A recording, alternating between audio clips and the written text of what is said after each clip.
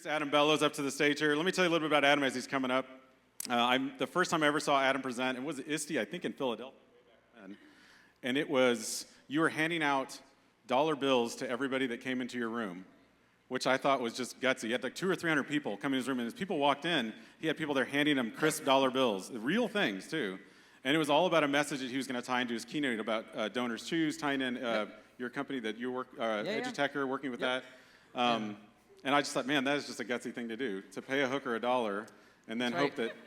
Well, this is the first time a hooker has paid me to come and. Oh, so okay, now yes. I've been trying to get Adam for 2 years, and I finally got him. Ladies and gentlemen, Adam Bellow. Thank you very much. Thank you, guys. Okay, all right, relax. Thank you. Good morning. So, first of all, that's a hard act to follow. Forget the rap, which I couldn't do. But the light show, are the kids here that did that light show? Yes? Can you guys stand up? Are you already standing? That was insane. Thank you. That was awesome. Awesome. Thank you guys so much. So I'm really excited to be here. I'm going to get started. We have a lot of stuff to go through. The presentation is called One More Thing. And yes, hello, good morning, wake up, enjoy. Did everyone have coffee? Yes, Gordo's Donuts for breakfast? No, that's not. Only out-of-towners do that, I guess. So I want to remind you guys, it is not a one-way conversation. When I'm standing up here and talking, please feel free to participate. If you don't know how to use Twitter, here's a tutorial. Tweet. That. Yeah, so there you go. Keep calm, tweet on. The hashtag, as you know, IPLZA15. And I will promise you, if you mention me, I will talk to you in a few moments. That's me. That's me a few years ago with more hair, right? That's my Twitter handle if you feel like tweeting me. As I said, I'll tweet back to you. I started as a teacher. This is me actually as a technology training specialist. I was working with a bunch of students. At the moment, we were actually doing our digital portfolios in 2006, which was awesome because I think the teacher had started doing it as like a folder, and then we did like a Word doc, and then we used like the actual internet things. These are the different roles I've had. Like many of you, I've changed different roles in education, and those are the cell phones I've had when I did those roles. So classroom teacher, technology director, I've launched a couple of startups. Look at that first camera phone was really exciting. I was like, wow, this could take a picture. It's like a CGA resolution, but it's all good. Sponsor stuff, so today's presentation is brought to you by the letter C. They'll do a little plug later. Some quick disclaimers, because I think it's important to kind of know what you're getting into right here. Presentation philosophy. Tomorrow you'll hear from one of my idols, right? You will hear from Guy Kawasaki, who literally wrote the book, plural, on presentation and the art of presentation, the art of the start and all that stuff. So I have to tell you, this is my presentation philosophy. Guy will tell you about the 10-20-30 rule, where it's 10 slides in 20 minutes and 30-point font. I respect him quite much, but he's not here, so I'm going to tell you my presentation philosophy, which is a little different. Say it all because you could be dead tomorrow. Slides are free, so why the hell not? And the presentation, a lot of people ask me, this was made completely in Keynote on a Mac with lots of love. So that's that. I am an entrepreneur. What that means is the following. I make stuff. I'm probably going to talk a little bit about the stuff that I make. Please do not feel any pressure to use any of the things I make. I just use it because it's what I know. And I'm also a giant Apple fanboy. If that is not completely apparent already, it will be in just a moment. I have drank the Kool-Aid. You can get this at your local Apple store. If you want to see, this is real proof. This is my tattoo, right? All kidding aside, this is my tattoo. And if you could read this, it means someone stole my iPhone. The real proof, this is my desk at home, for real. And it's just proof of how much of a nerd I am, because it's all Apple and it's Star Wars. So yes, it was a win-win or lose-lose, depending on how you look at the nerd culture. I made a list of all the things I own that were Apple in my room, in my office. My wife asked me to try to tabulate this, how much they cost. I told her it wasn't that big of a deal, because this is kind of the reality that I live in, right? iMac, iPod, iPhone, iPad, I broke. Yeah. And we're going to start on a strange journey, so. If I may, to take you on a strange journey. Yes, we will. We're not doing the time warp, although that would be really fun, right? Do you guys want? No, forget. So the strange journey is about mobile learning, right? It's about this idea of this iPad, the device that has really brought us together in some ways here. So mobile learning has a very long history. This is mobile learning, right? Like the book is mobile learning. When you look at mobile, right, this idea of taking things with you, this was one of the ideas for mobile learning. This is the Fisk device in 1926, a pocket library. This is the precursor to the Amazon Kindle. It was a little magnifying glass and these thin strips of paper where you could print entire volumes of books on them. Pretty high-tech stuff. Anyone have one of these? No? Okay.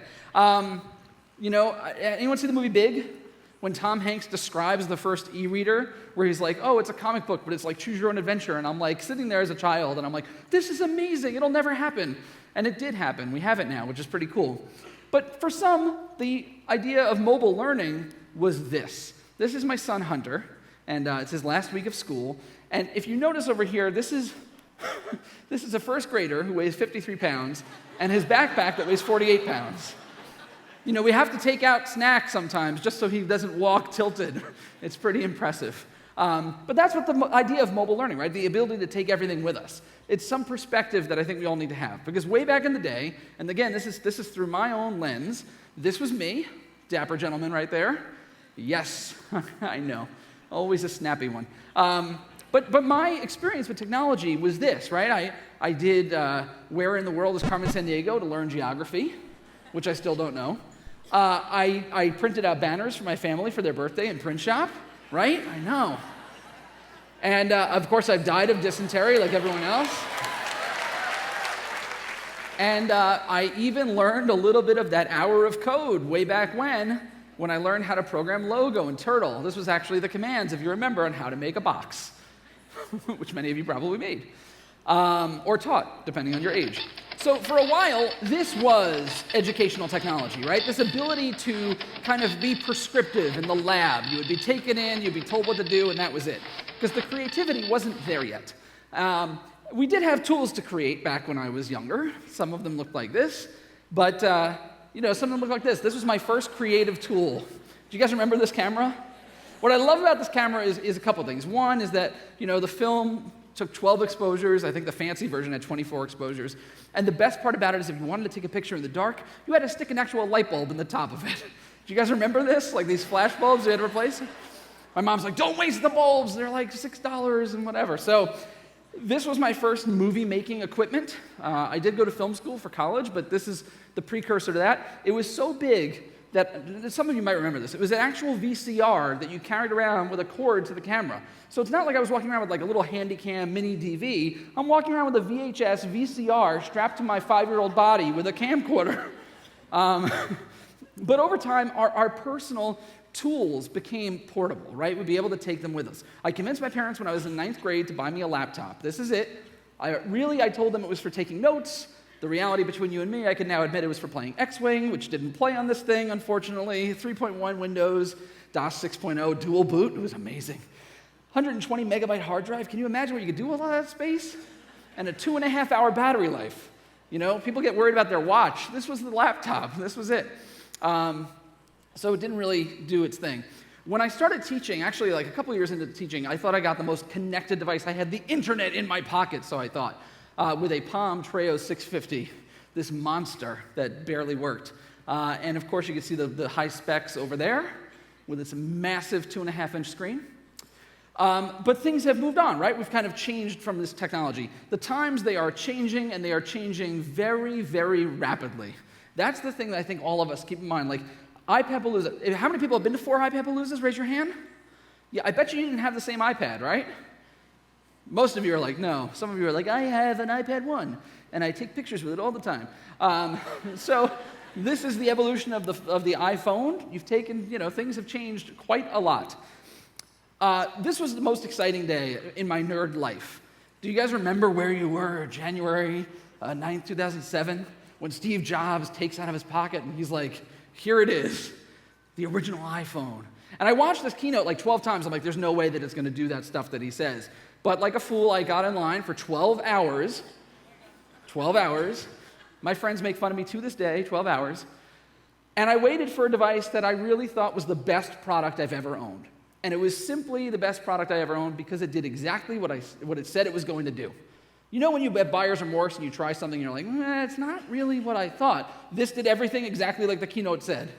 And it had an amazing variety of tools and all 16 apps that you can do things with, right? And remember when there was not always an app for that?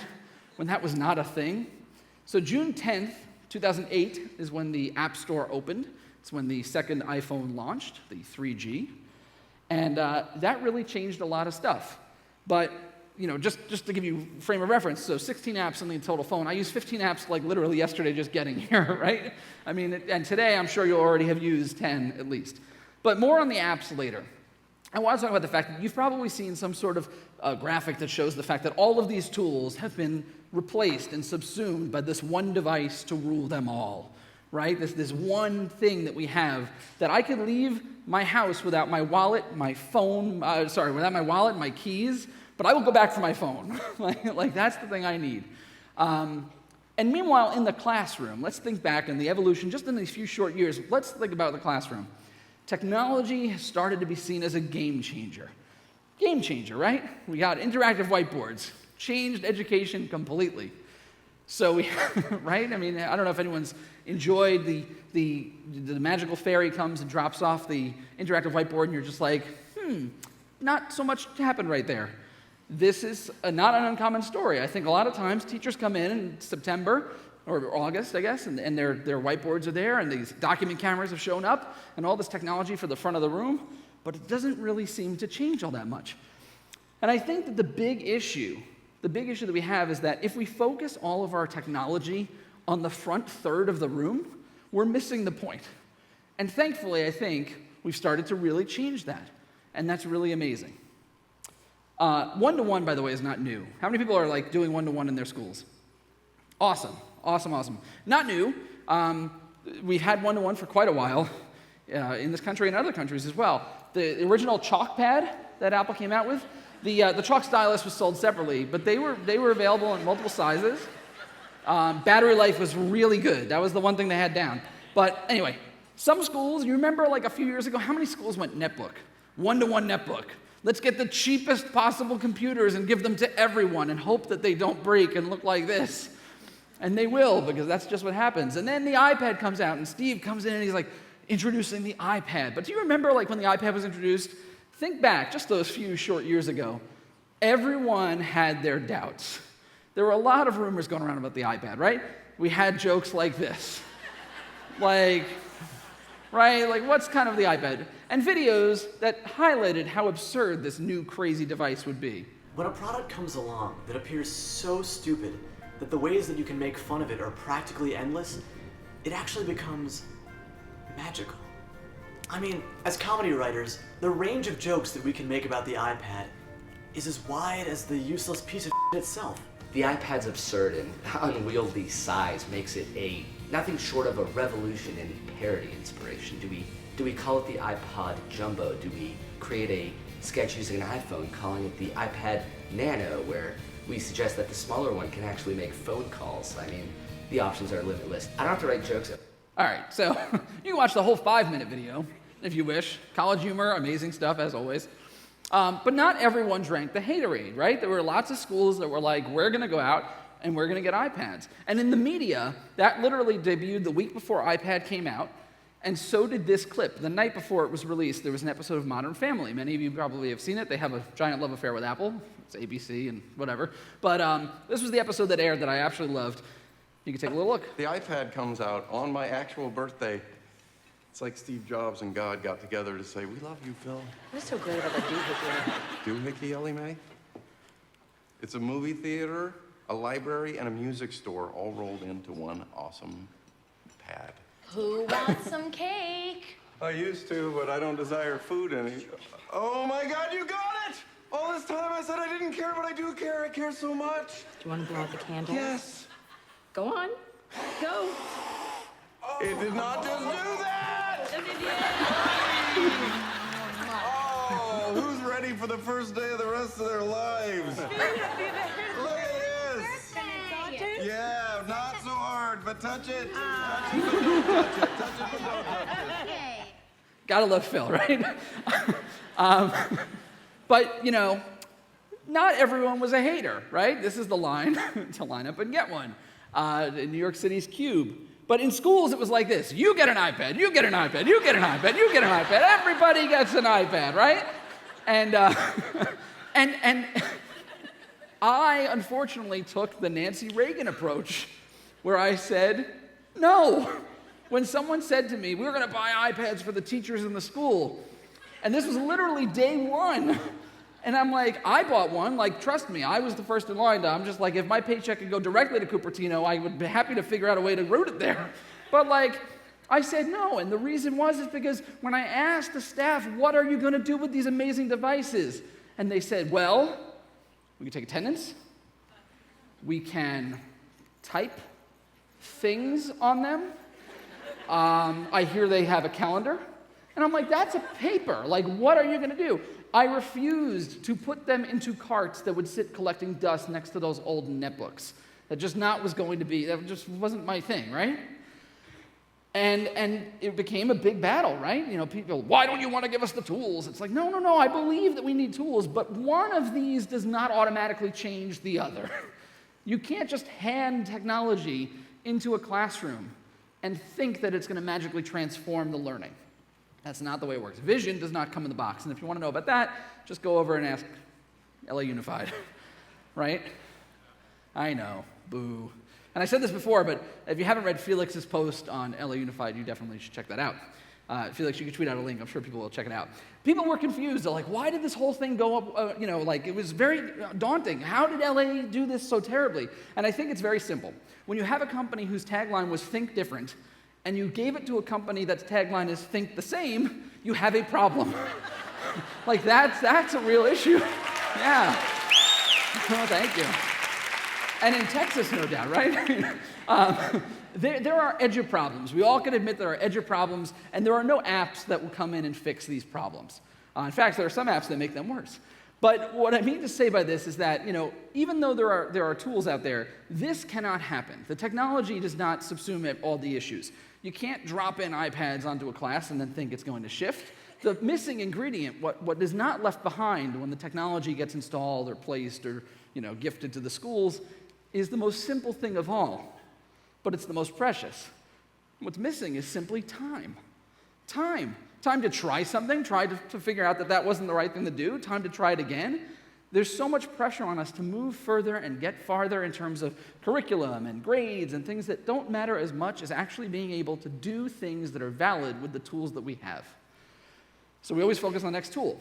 Now, educational technology the goal should not be to replace all the things that we do, non-digitally. It's not about digital replication, And I will say that there are buzzwords ahead over here, be careful. All of these things are great, but the problem with buzzwords in education is that people talk about 20 time, and you nod your head, like flipped classroom. By the third and fourth and fifth and sixth year that you've heard the term flipped classroom, you nod your head because you know that you have to say, like, oh yeah, I know what that is.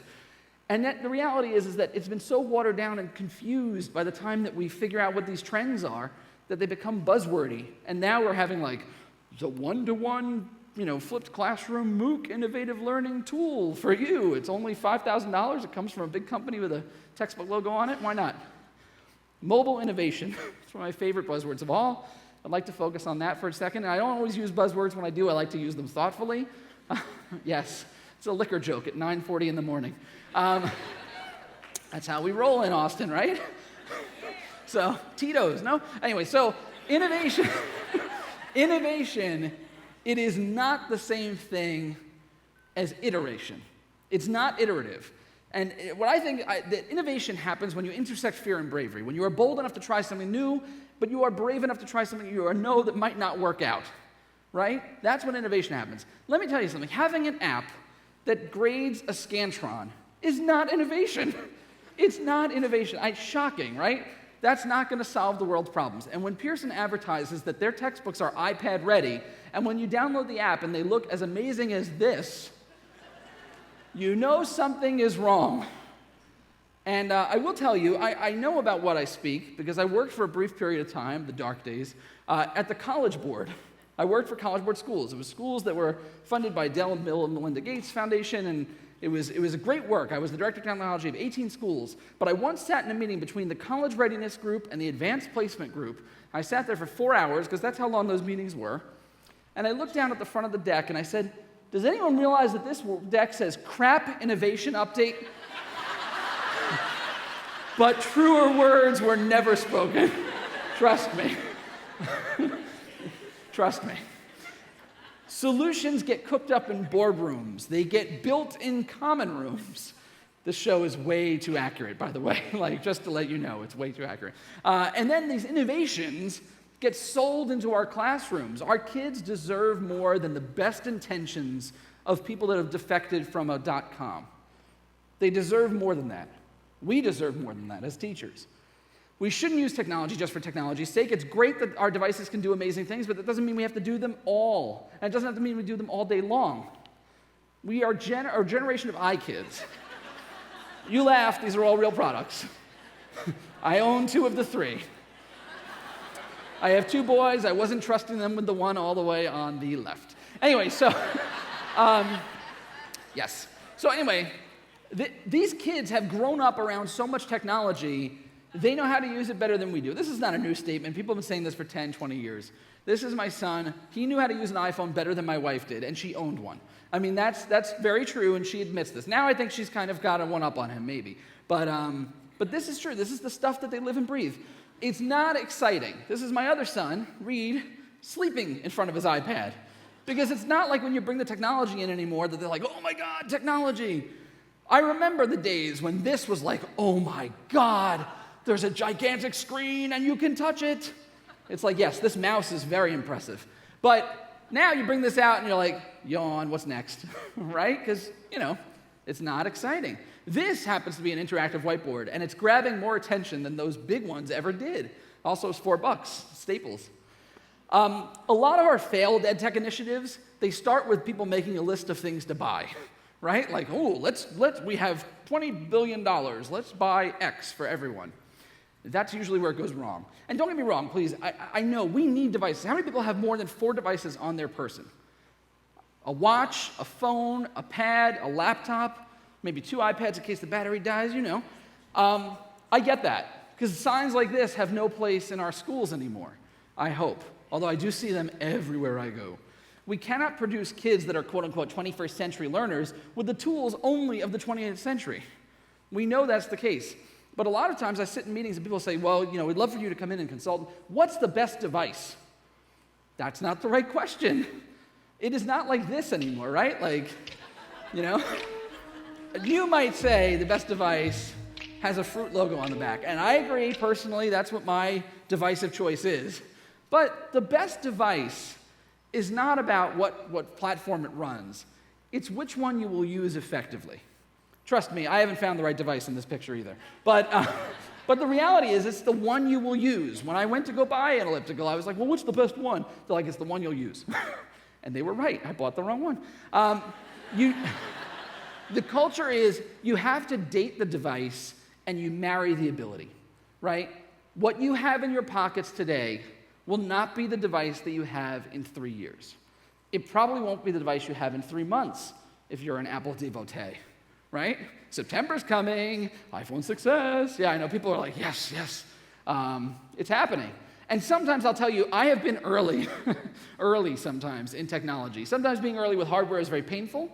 Let me take you on a quick tour of my misery and pain. These are some of the things that I have partaken in, have not done very well. I was a very, very early Google Glass owner. Yes, I won the opportunity to test Google Glass. Now it's Google Trash, as I like to call it. They stopped supporting it, which is amazing. I've still seen people wearing these. Anyone here rocking Glass today? Diehards? No, I don't think so. By the way, Glass is so 2013. This is the VR gear. I know this is the next big thing. My wife is like, you look like an idiot. I'm like, I know, and I almost fell down the stairs walking around my virtual world. But if you haven't seen these, they're really pretty cool. This is one of their ads that shows you what you can be like. And this is actually, I've played this game, so take the little interstitial of the dude in it out, but this is exactly what it looks like. You can play as Iron Man flying around this crazy scene from the Avengers. It's pretty insane. And nauseating, I might add. If schools go one-to-one with these devices, which they shouldn't, of course, I'm joking, but make sure you get trash cans because they are very vomit-inducing. How many people here are rocking an Apple iWatch? Or an Apple Watch? Wow, I just said that? Oh my God, an Apple Watch. I should be ashamed of myself. Good, suckers. I love Apple too, right? Like, I love Apple too, as it's clear already. But what I love about this is, if you listen to Tim Cook talk about, I love his accent too. He's like, we're going to make a device that everyone's going to fall in love with. It's going to make them, using the technology, it's going to make it easier to check on things. And I'm like, really? So this is your logic. You buy an iPhone, you get completely addicted to said iPhone. Then you tell people they have to buy an Apple Watch to help them with their addiction to their phone. Brilliant, Apple. Their marketing really is the best. Just kidding, but it's true. It's our present. What I love about this is I love coming to events like this. You are my people. You are my people. This is our present. I could talk about things like the VR gear, and you don't look at me like, what? What are you talking about? This is our present. And what I mean by that is this. You know when you go back to school, someone's going to come up to you and be like, oh, I just found this great new app called Remind. And you're like, yes, that's the great new app I told you about 4 years ago. Don't you remember we did PD on it? And it's like, oh, sorry. This is how people feel. We are from their future. We are from their future. So it's true. The pain of an early adopter is this. You know what's going to happen in education about 5 years before it happens. So what I would like to tell you is spoil the ending for these people. Bring them along faster, as fast as you can. We live and we teach in a ridiculously amazing time. It is truly an amazing time to be a teacher. It's an incredible time to be a learner. That light show is a pretty good example of what I'm talking about. When I was in school, if I wanted to have a light show, I would just go to the light switch and go like this and play some music on a tape recorder, right? That's amazing. So we live in an amazing time. We have technology. We have the technology. If you've laughed, you're old. Sorry. Oh, I know, I'm sorry. But the dichotomy, the frustrating dichotomy between this argument is the simple fact that here in Eanes, you're doing this. This is what's happening. You're taking maps and you're putting them into Minecraft. And this is not uncommon to other places, but this is actually what's happening here in this school. And yet, here in the state, we're still going forward with this. And that's wrong. That's just wrong. As a kid, I used to say, why do we have to learn this? And now as an adult, and as someone who's in this, education as a space who can take a step back, and I can say, why do we learn it this way, and why do we certainly assess it this way? Why do we make that what matters? Technology has come to save the day. We have amazing, amazing tools. And used to be the argument was about the C word. What's the C word? No, I don't want to see if anyone's going to shout that out. It's Austin, but we're not going to keep it that weird. So the C word, of course, is consume, right? Well, it's a consumption device. You fought with tech directors. It's a consumption device. I consume. Even in the actual original iPad unveil, they said, well, this device is, as Phil said, this is books and movies and reading, and this is the best way to do your email. That's what it was sold as. But we all knew, those of us who sat with the iPhone 1, who saw the iPhone 2, we knew what was coming. It was going to be about creation. It was going to be about creation. The difference between being able to consume and being able to create is the difference of eating versus cooking. We would like to have a generation of kids that don't just eat, but actually create. They actually are able to cook and make something. And that brings us back to this idea of the iPad App Store, or the iPhone App Store. The iPhone, as I said, existed for an entire year. Now there's 1.3 plus million apps for your devices. I liken it to a term that I don't like. I don't like the Web 1.0, Web 2.0 thing, but iPhone before the App Store is Web 1.0. You get what you get and you don't get upset. iPhone 3G and iPad and everything else that's come after is the Web 2.0, right? Where you get what you get and you can get upset at the developer. And that's just the way that it goes. It's opened up an entire world. The App Store really did change everything. Let's see some of the amazing things we can now do. Oh, God. do with our devices. Oh, crap. Well, spell check. But speaking of doo-doo, if you haven't checked this out, places I've pooped for your iPhone and iPad today, where you can track all the places you've gone to the bathroom. This is a real app, folks. Real app. I know some of you want the URL. You can look it up later. So if that's not your thing, you can get this one. Hold On, where people compete to see how long you can hold the hold button. Now, The scary thing is from the comments, it says, there are many people on the leaderboard with over 1,000 hours. That says something awesome. But we know there's amazing stuff there too. From the stuff that we expected, like Apple's line of products like GarageBand, which still is one of those things where everyone's like, I know GarageBand. It's like, but GarageBand's pretty amazing. Like these tools that we kind of take for granted, there's so many of them, it's hard to fall in love with all of them. This tool is incredible. We have, app smashing. So you could take iMovie, you could take any of the movie editors, and you mix it with Telegami, you could do all sorts of amazing film and storytelling. I'm really excited for tomorrow night for the film festival to see all of the things that our students here have been creating. Because that, to me, is just like, I'll learn 10 things that I didn't even think we could do in an iPad. Canva. So Guy's going to talk about Canva probably a lot tomorrow. I love Canva. I love Canva because I love design. I think that good design can tell a great story. And I think that having an app where it makes it really easy to make something look really good is so important for our kids and for us to tell and create better stories and better stuff in our classrooms. But I'm also into the high tech. So if you look at Morphe, and you can actually go in and draw out 3D objects that you can print on a 3D printer. So all of our kids can go and go to Thingiverse and do different things and print out little Legos and toys. And there's amazing work being done, obviously, as you know, with prosthetics. What I love about this is it lets you go in, almost like a CAD program, design something you want, and then print it on any of these printers. Really amazing stuff. Anyone can download an app. That's the beauty of it, right? The App Store has democratized this whole thing. We can go and download anything. What I want everyone to do is upload an app. I want our kids to feel empowered to go and make and create and build and upload. I'm proof. Anyone can do it. And then you get to share it with the entire world. You get to share it with the entire world. By the way, coding, we're going to talk about code now. How many people did Hour Code this year? All right, about a third, a quarter maybe. Hour Code's not a new idea, right? As I showed you before, I was taking out books that looked like this from the library to learn how to code when I was 6 years old. This was basic. This was what I did because I was a nerd before it was cool. And I didn't learn to code because Mark Zuckerberg or Bill Gates told me that was the way I should do it, right? These videos are great, but I think it's more than just telling kids about the hour of code. You learn to code because it gives you tools to unlock a piece of your own learning, to be able to make and create and do something that wasn't there before. As I said, it unlocks a piece of yourself. It's not about carrot and stick saying, oh, you have to do this. It's about giving them the tools to light the fire within themselves, to do something that impassions the student learners. Scratch Junior is a great way to start. Scratch Junior, how many people are using Scratch Junior in their schools? Amazing, right? I mean, simple building blocks, literally, to start getting kids to learn how to build code.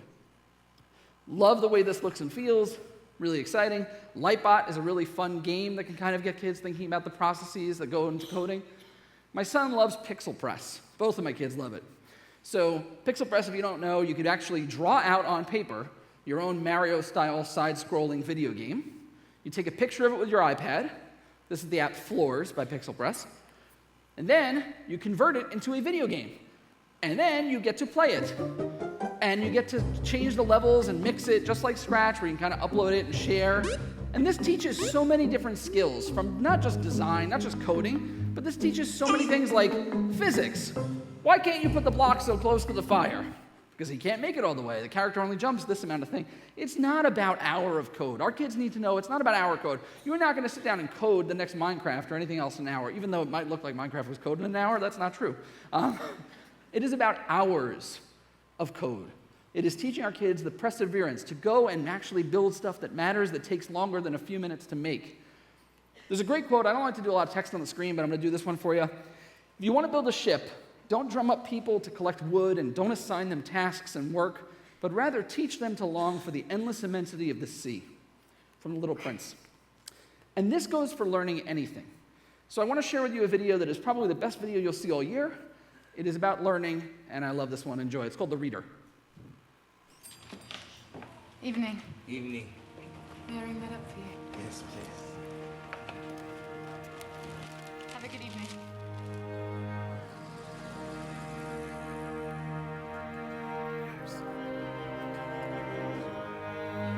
Repeat after me. A. A. Then B. And C. C. E, B, C, D, E, F, G. No, not good. Not good. Just the sounds that words make. Cut. dog. Calamari. Trash on the beach.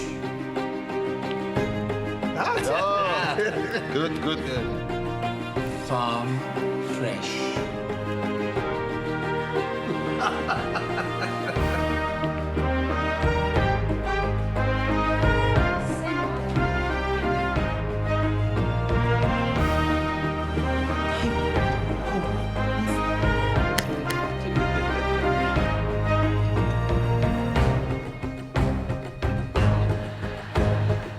My son and I mowed the grass. What's a gold star? Unbelievable.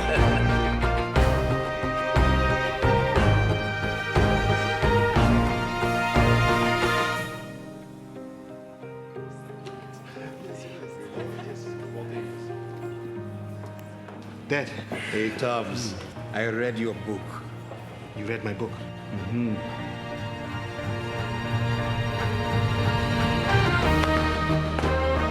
Barman, give that man a belt.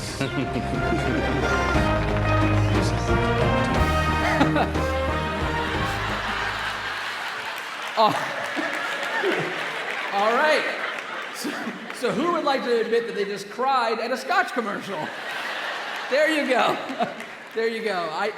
It's funny. I found that video last year, and I've been showing it in almost every presentation I've done, just because it is one of those videos that I can't watch it going through my presentation and not cry. And I'm like, what are you doing, body? You know exactly what's happening to you. Stop.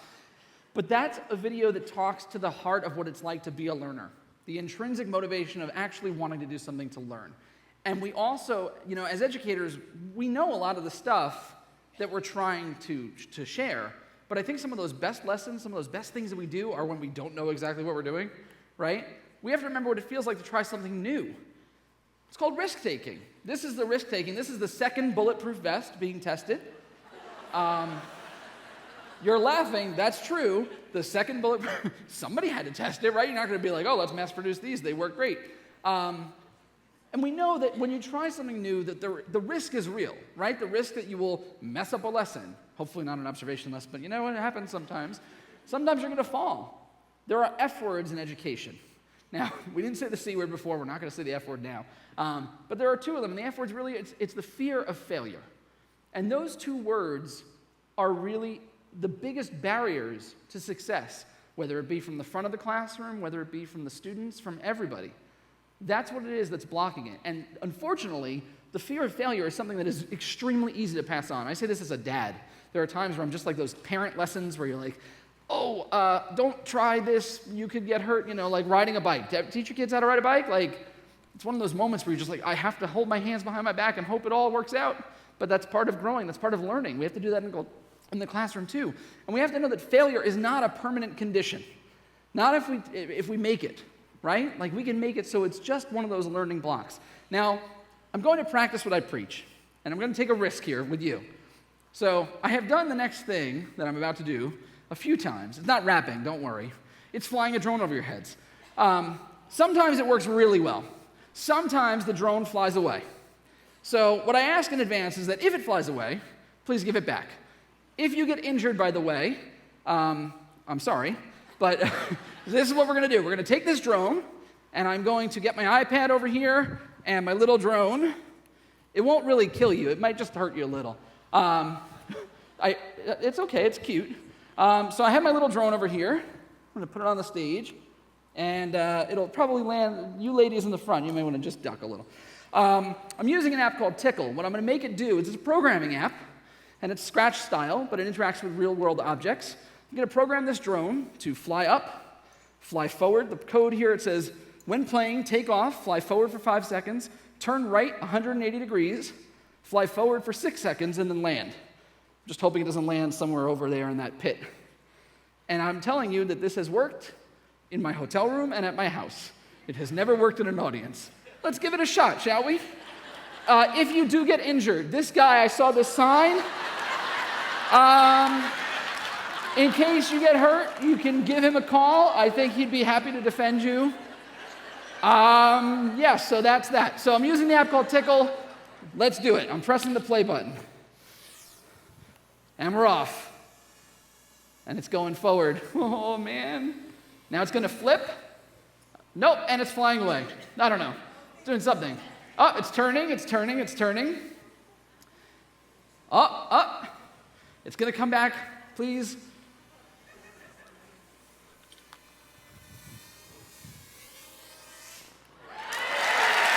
Wow! and it worked. So, thank you. I think it's you. I think it's the iPadpalooza love that made that happen. I'm going to put this over here. If you guys want to play with this later, you can see me. But people always ask about this. So again, the app's called Tickle. It looks just like this. And it works with these devices. So it works with Spheros, it works with Arduinos, it works with the Hue lights. So those of you that did the light show, if you want to do like a much less impressive light show, but something pretty cool, you could do that. And it works with this particular drone, which is called the Parrot Spider. It's like $80 on Amazon, just letting you know. What I loved about this is I did this at home with my son, where it worked, by the way.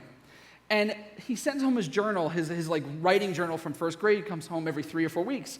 And this came home a few weeks ago with this in it. And it says drone commands.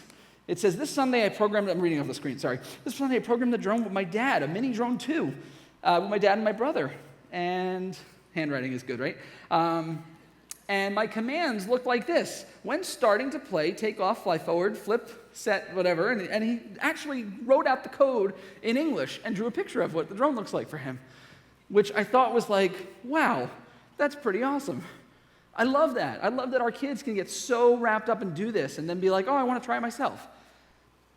We didn't have drones when I was a kid, right? How many of you had drones when you were in school? Think how much school has changed for you. I went to film school, and this is the camera that I had to learn how to make film on. I was born in 1980. I don't think I was born in like the 30s with Charlie Chaplin sitting there like going in silent film. Like, this is what I learned on. Computers were new at the time in the sense that, well, I don't know if computer editing is really going to be the wave of the future. It's like, yeah, it turned out that it was. Me splicing 16mm film, non-sync sound, wasn't really the career choice that it should have been. But anyway, I digress. This is a picture of me making my first student film. The caption should be, I think I might have broke the camera. We were filming in the rain. I actually had to go get a hairdryer and like dry it out and hope it worked, which it did, which was good. When I wound up not being a filmmaker, I started teaching. And I taught at a school. I was very lucky to find my first job in New York City at the Churchill School and Center, which is an amazing school, kids with language-based learning disabilities. Severe dyslexia, dysgraphia. The kids, you're giving kids and they're like, they have to adjust the curriculum because we want to speak to what they need, but in the reality, they're really not able to do a lot of the reading and writing in an English class. I was told sometimes that they can't, and I wouldn't accept that because as good teachers, you don't say they can't, you say they can't yet. But when I'm through with them, they will. And that's really the way that it is. This is a film that we made. I was told, don't do challenging text. So we made a film called Don Quixote of Manhattan after we read Don Quixote. Not in the original Spanish. we did translate. But we read a text that is really hard for these kids that are 9th and 10th graders. And some of our most challenged readers. We said, how can we involve everyone in this story? We said, let's make a film. And we can edit it in iMovie, in Final Cut Pro, which was pretty new at the time. This was 2003, and this is the film that they made. The most challenged of all of the readers in the class was the kid who was the director, who edited this film. Again, these effects were not easy to get in 2003. He really had to know his stuff. This is not where it was like, grab an iPad and just make something look awesome. This was good editing, and it really was something that the kids were super proud of. It was before YouTube, so it's not out there, but it's a pretty amazing feat. Too often we tell our students to stop, when sometimes we have to push them to go forward, to keep going and keep trying. I love trailers of movies. As I said, I went to film school, so I'm still a bit of a movie nerd. And one of the trailers I discovered was for a film called Retina recently. So I'm watching this, and I'm not going to show you the whole trailer. I'll show you like a couple seconds. It's a creepy one for those of you who like thrillers.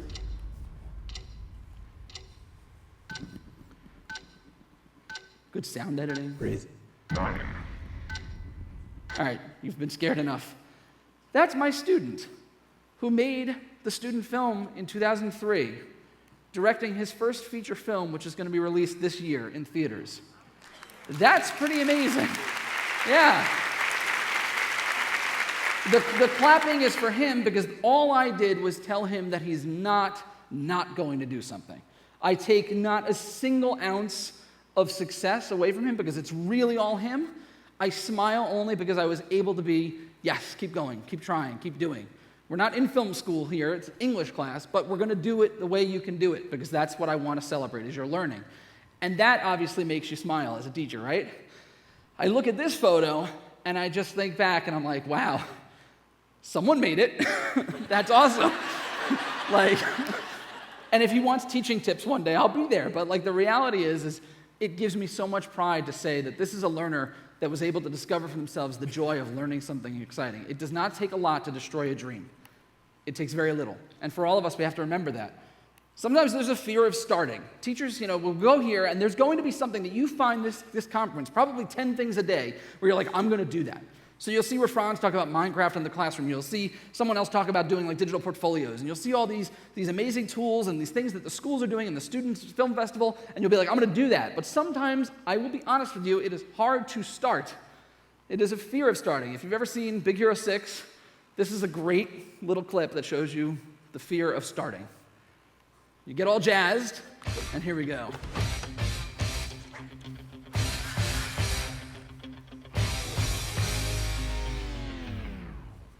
Right? I don't know if you've all had that. Sometimes you have that here. Sometimes you have it here. I have bought so many Moleskine notebooks that I open and I look at them and I say, I don't think I have anything that is more valuable than the book itself. It is so beautiful. If I put in a word, it's going to screw it all up. And I'm telling you the truth. I have a lot of Moleskines. They're great. And if anyone wants one, just see me. Sometimes you have that fear here if you're using Google Docs. I know I have that fear here. When I started to work on this presentation, it was like, okay. But I like to subscribe to the logic that you live a life in beta. If you say that I'm going to be as good as I can be today and I'll try to be better tomorrow, you've done a successful job. And the way we have to do this is give ourselves and give our kids permissions to take risks. It's not talking about going out to fail. It's talking about giving them permissions to try something new and being able to learn from that experience. Respecting failure allows us to embrace curiosity. It allows us to appeal and apply that sense of wonder that is so, so present in our youth and hopefully in all of us still. It saddens me to think that some of our students get sent to school as a lit match and are being extinguished. There are days I feel this way about my own kids. And it's not your typical, what do you do in school today? Nothing. It's deeper than that. My biggest fear is to think of a generation of kids that are sitting in school thinking to themselves, only 11 more years. My son sometimes asks me how many days he has left of school. Now, this week is interesting because he has school until Friday. He's very excited about that. But there are days when he comes home on a Tuesday and says, how many more days of school? I'm like, well, you got, Wednesday, Thursday, Friday, and then you have a weekend. He's like, no, Daddy, ever. I'm like, you're in first grade, son. You've got a while. We have technology to enable learning without limits. We have technology, the teachers that are, how many teachers are on Instagram sharing their amazing work, that what's going on in their classrooms, what's going on in their kids at home. So Lisa Heifel is one of my favorite teachers to follow. She tweets out and shares out on Instagram the most amazing, just visual story of what's happening in her class, the learning. That it's there for her parents of her kids, it's there for the kids themselves. We have schools like this, so Pocahontas Middle School, where they actually created an app. And I love that they celebrate the kid on the left-hand side, saying, way to go, check out the app in the App Store. Built an app for the school.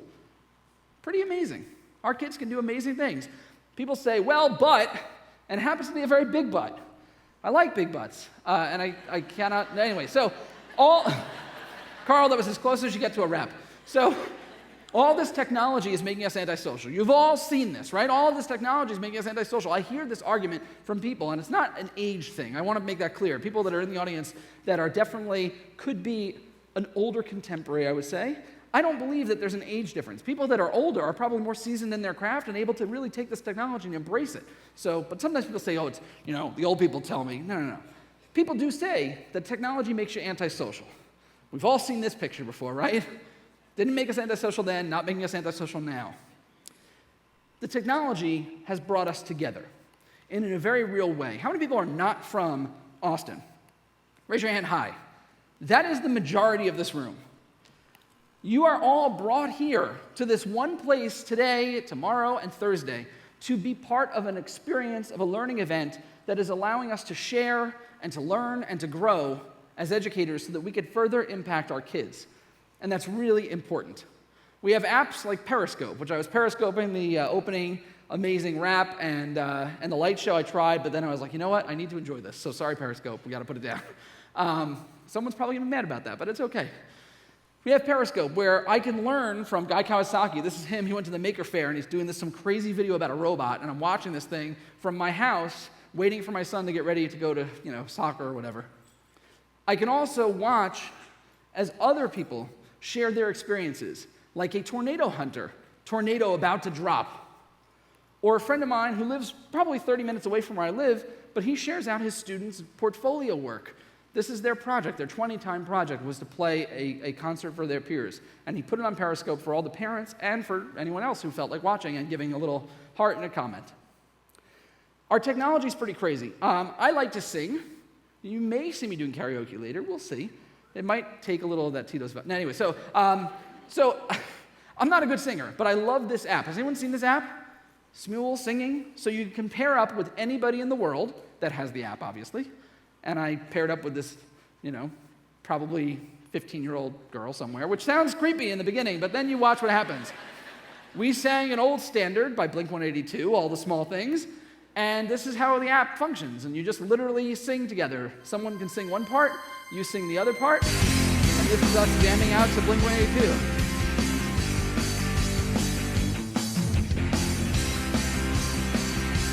And notice I'm in New York and she is not.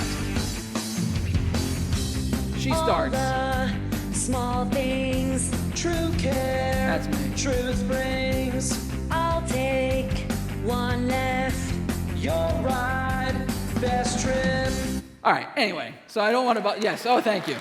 I'll be here all week. Try the veal. One of my other favorite apps is, so if singing with random strangers wasn't enough for you, French Girls is one of my favorite apps. And I found this app months and months and months ago. And if you don't know where the title comes from, I'll show you. Jack, I want you to draw me like one of your French girls. I want to draw you like one of those French girls. Wearing And this. she says, wearing this, only this. Yes. The famous scene where I was like, oh man, I can't watch this with my parents. But French Girls is a very simple concept. You take a selfie, you upload it to the app, and an artist in the community draws it for you. So I got that from a user of French Girls. That's pretty incredible for a consumption device. Now remember, this is drawn on an iPad.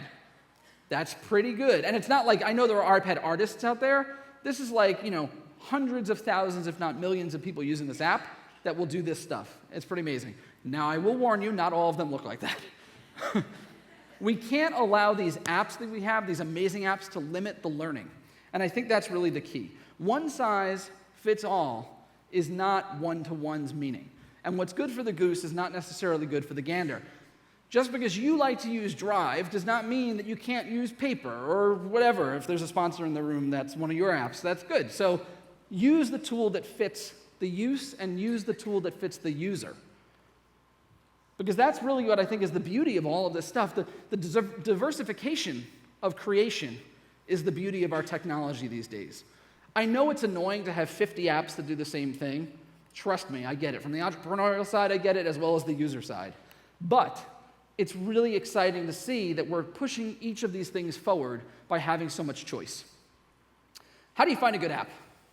Well, you sit here for a day, right? And you just learn from other people around you. You found places I've pooped.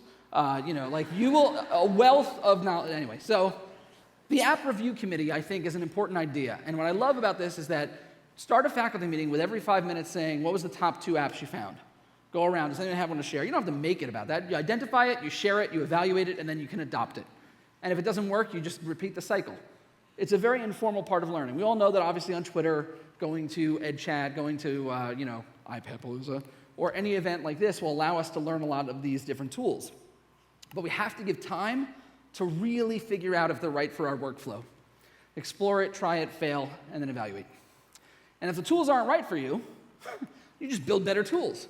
And I know that sounds crazy, but I'll talk about it very briefly. I'm going to skip some of this stuff, actually.